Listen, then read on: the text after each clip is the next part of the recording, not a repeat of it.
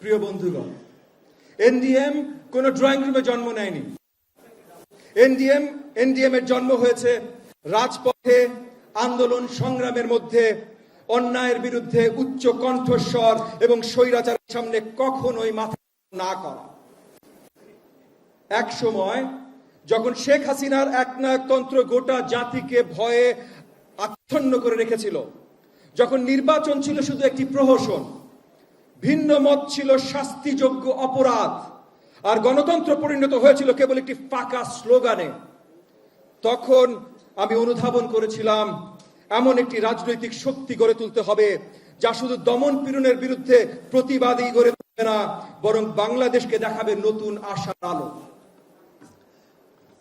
আমরা শুরু করেছিলাম একটি রাজনৈতিক দল হিসাবে নয়, একটি প্রতিজ্ঞা হিসাবে, অন্যায়ের সামনে মাথা নত না করা।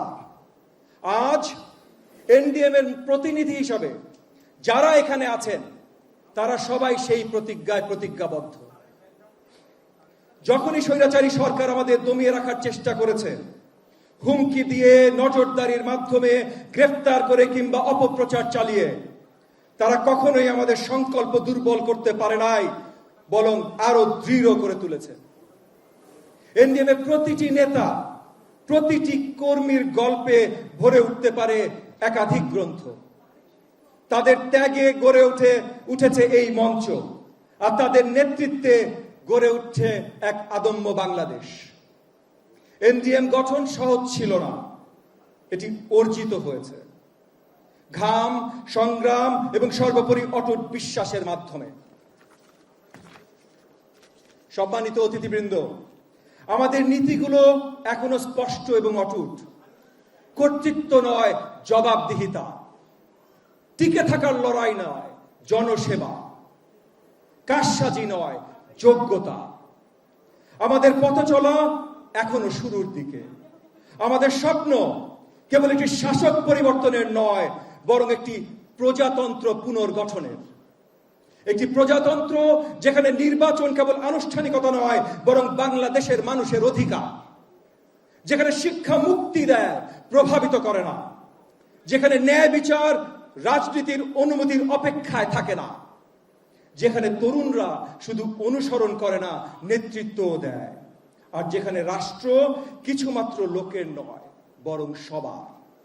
এবং সেই কারণে আমাদের স্লোগান, এনডিএম এর অঙ্গীকার, দেশ হবে জনতার। এনডিএম এর অঙ্গীকার। প্রিয় অতিথিবৃন্দ, আজ গণমাধ্যম, নাগরিক সমাজ, এমনকি বিভিন্ন রাজনৈতিক দলের আলোচনায় যে সকল সংস্কার নিয়ে ব্যাপকভাবে কথা বলা হচ্ছে, তা আমাদের কাছে নতুন কিছু নয়।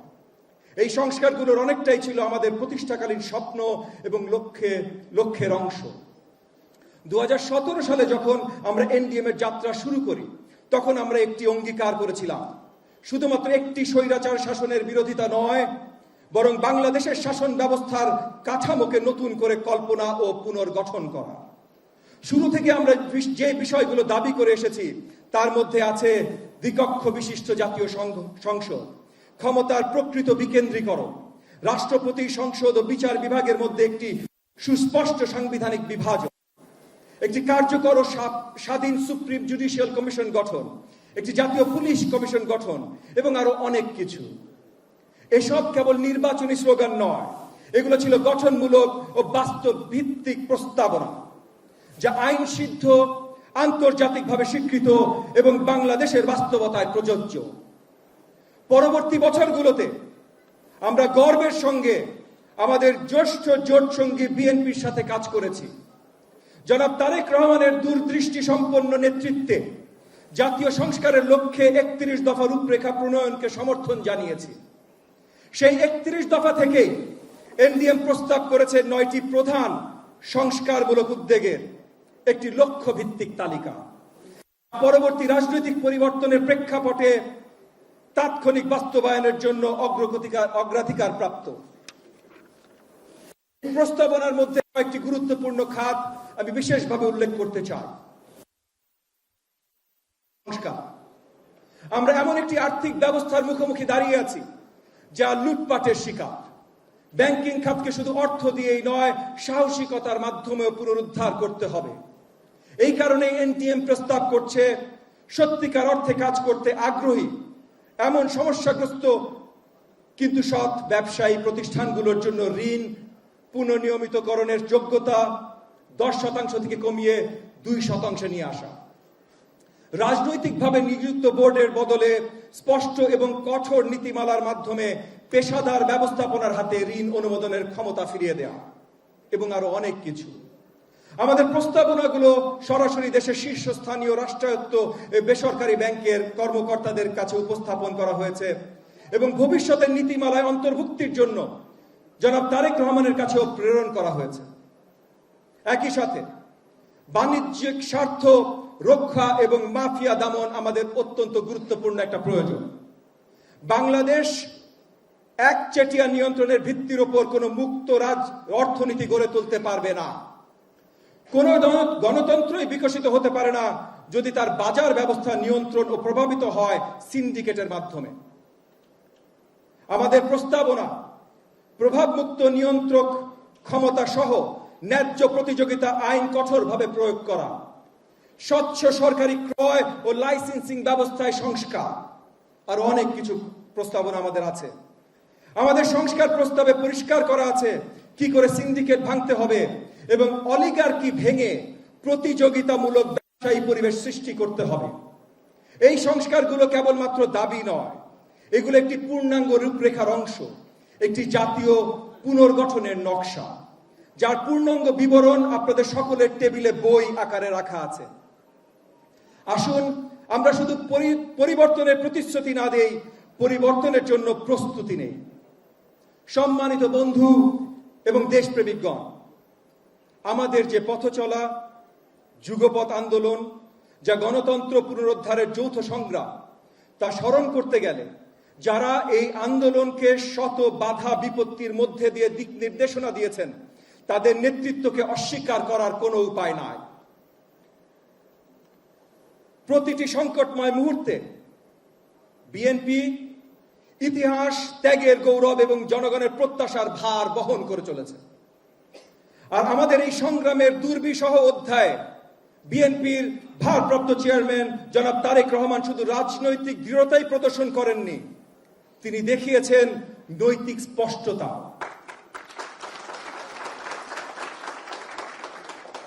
একটি ছোট্ট ঘটনা আমি আপনাদেরকে বলতে চাই, যে ঘটনাটি আমার কাছে জনাব তারেক রহমানের নেতৃত্বের একটি নির্ধারক উদাহরণ হয়ে আছে।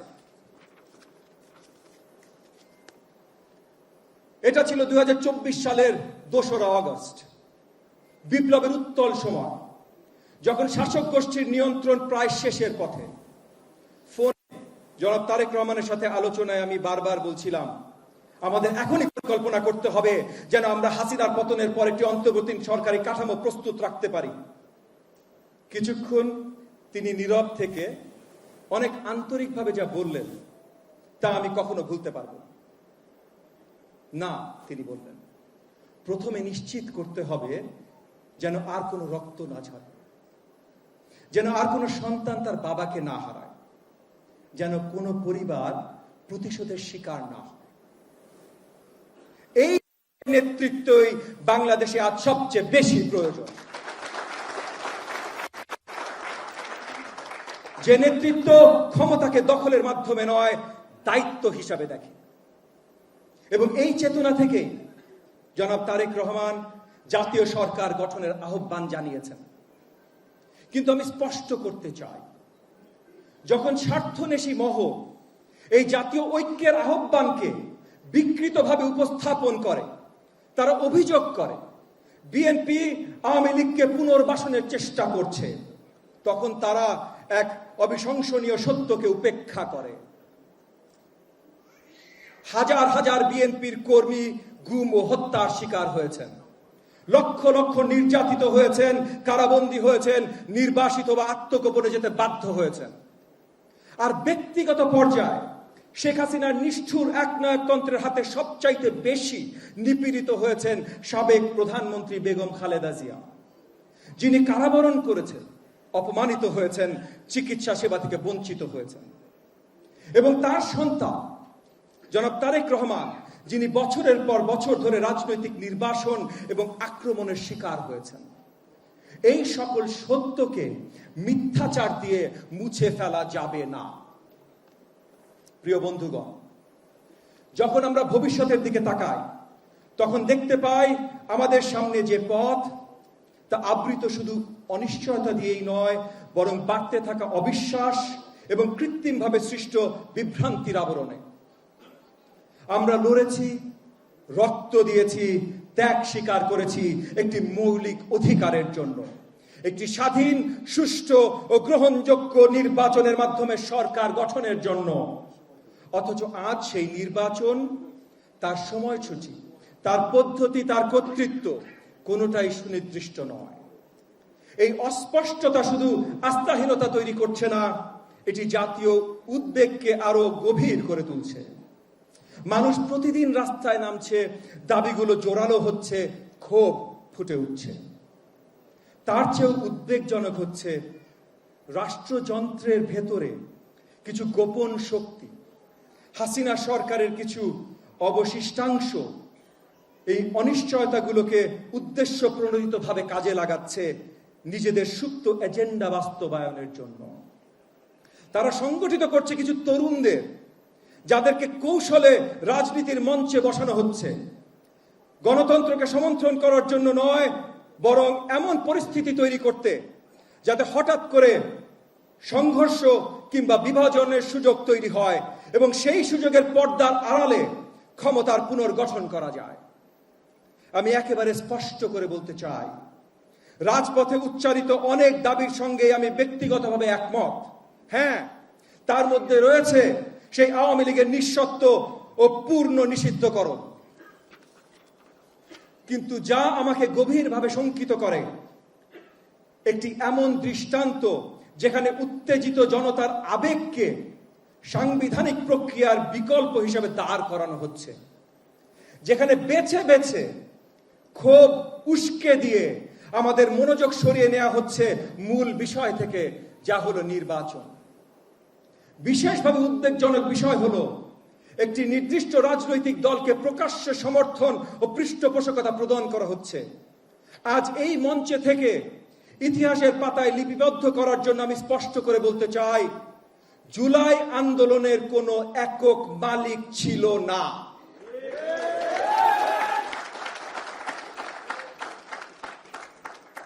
এটি কোনো নির্দিষ্ট কার্যালয়ে জন্ম নেয়নি, কোনো নির্দিষ্ট রাজনৈতিক দল একে সংগঠিত করেনি। হ্যাঁ, বৈষম্য বিরোধী ছাত্র আন্দোলন ছিল সবচেয়ে দৃশ্যমান দাবিদারদের একটি, কিন্তু তারাও এককভাবে কোনো নির্দিষ্ট রাজনৈতিক দলের প্রতিনিধিত্ব করেন না। বাস্তবে এই আন্দোলনের অনেক কেন্দ্রীয় তরুণ নেতা আজ এই সভাতেই উপস্থিত রয়েছেন। কেউ বিভিন্ন রাজনৈতিক মতাদর্শে যুক্ত, কেউ আবার কোনো দলীয় ছত্রছায়াই নাই। আমরা যা দেখছি তা শুধু ইতিহাস বিকৃতি নয়, বরং এটি একটি সুপরিকল্পিত প্রচারণা, যেখানে অন্যদের এই আন্দোলনের ইতিহাস থেকে মুছে ফেলার চেষ্টা চলছে। এবং এই সব কিছুই ইতিহাসের বিপজ্জনক বিকৃতি, সাজানো প্রতিবাদের বিশৃঙ্খল মঞ্চ। সবই ব্যবহার করা হচ্ছে আমাদের জুলাই মাসের ঐক্যবদ্ধ প্রধান দাবিকে বিলম্বিত ও বিভ্রান্ত করার জন্য। সেই দাবি ছিল স্পষ্ট, একটি প্রকৃত নির্বাচন, একটি জনগণের সরকার। আমরা যখন নির্বাচনের প্রশ্নে দ্বিধাদ্বন্দ্বে সময় নষ্ট করছি, তখন অন্য বিপজ্জনক ইস্যুগুলো মাথাচাড়া দিয়ে উঠছে। কোনো অনির্বাচিত কর্তৃপক্ষের নৈতিক বা সাংবিধানিক অধিকার নাই আমাদের অর্থনীতির কৌশলগত জীবন রেখাগুলো বিদেশি প্রতিষ্ঠানের হাতে তুলে দেওয়ার। চট্টগ্রাম বন্দর কেবল একটি বাণিজ্যিক প্রবেশদ্বার নয়, এটি আমাদের সার্বভৌমত্ব ও জাতীয় আত্মনির্ভরতার প্রতীক। এর কার্যক্রম বিদেশি কোম্পানির হাতে তুলে দেওয়ার কোনো সিদ্ধান্ত, বিশেষত আমাদের শ্রমিকদের স্বার্থ ও ভবিষ্যৎ, শুধুমাত্র একটি জনগণের দ্বারা নির্বাচিত সরকারই নিতে পারে। আজ আমাদের বিদেশি বন্ধুদের প্রতি আহ্বান, আন্তর্জাতিক সম্প্রদায়ের সম্মানিত অতিথিবৃন্দ, আজকের এই অনুষ্ঠানে আপনাদের উপস্থিতি আমাদের জন্য গভীর সম্মান ও অনুপ্রেরণীয় বিষয়। আমি স্পষ্টভাবে বলতে চাই, আমরা এমন একটি বাংলাদেশ গড়ে তুলতে চাই যা হবে সার্বভৌম, আত্মনির্ভরশীল ও নিরাপদ। আমরা সবাইকে বন্ধু হিসেবে দেখতে চাই। আমাদের লক্ষ্য স্পষ্ট। আমরা আমাদের নিজস্ব রাষ্ট্র, ভবিষ্যৎ এবং প্রতিষ্ঠানগুলোকে শক্তভাবে গড়ে তুলতে চাই। আর সেই লক্ষ্য বাস্তবায়নে সবচেয়ে কার্যকর পথ হচ্ছে বাণিজ্য, বিনিয়োগ ও যৌথ সমৃদ্ধির ভিত্তিতে গড়ে ওঠা অংশীদারিত্ব। আমরা আপনাদের আমন্ত্রণ জানাই এই অভিযাত্রায় আমাদের সহযাত্রী হতে। আমরা বিশ্ব মঞ্চে একটি সমস্যার বোঝা হয়ে নয়, বরং এই অঞ্চলের শান্তি ও সম্ভাবনার আলোকবর্তিকা হিসেবে দাঁড়াতে চাই। একটি বাংলাদেশ যেখানে বাণিজ্য চলবে মুক্তভাবে, উদ্ভাবন বিকশিত হবে এবং যেখানে আগামী প্রজন্মের বিশ্ব নায়করা এই মাটি থেকে উঠে এসে বিশ্বকে নেতৃত্ব দেবে। এই স্বপ্ন পূরণের পথে আমরা আমাদের আন্তর্জাতিক অংশীদারদের কাছে একটি বিনীত অনুরোধ জানাই, আমাদের পাশে দাঁড়ান, আমাদের উৎসাহ দিন, আমাদের মধ্যে বিনিয়োগ করুন। আমার প্রিয় ভাই ও বোনেরা, এই ইতিহাসের সন্ধিক্ষণে দাঁড়িয়ে আসুন আমরা এক মুহূর্তে স্মরণ করি, আমরা এত দূর এসেছি মাথা নত না করার জন্য, আমরা এত ত্যাগ স্বীকার করেছি ভুলে যাবার জন্য নয়। আমরা গণতন্ত্র ফিরিয়ে আনার জন্য লড়েছি, কোন ভঙ্গুর ফুল হিসেবে নয় যেটি সহজেই পদদলিত হবে, বরং একটি অটল বৃক্ষ হিসাবে যার শিকড় গাথা জনগণের ইচ্ছায়, যার ভিত্তি ত্যাগের রক্তে আর যার ছায়া তৈরি হয় ঐক্যের মাধ্যমে। সকলকে জানিয়ে দেই, ফ্যাসিবাদ আর কখনোই এই মাটিতে মাথা তুলে দাঁড়াবে না।